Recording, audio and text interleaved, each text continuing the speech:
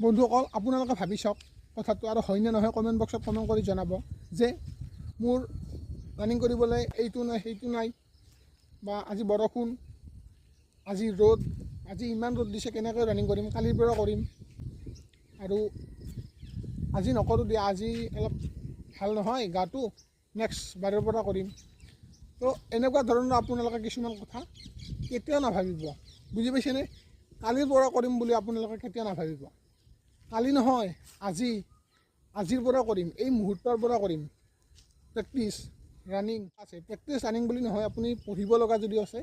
আজিৰ পৰা এই মুহূৰ্তৰ পৰা আপুনি পঢ়া ষ্টাৰ্ট কৰি দিয়ক মানে 5 মিনিট হ'লেও আপুনি পঢ়া ষ্টাৰ্ট কৰি দিয়ক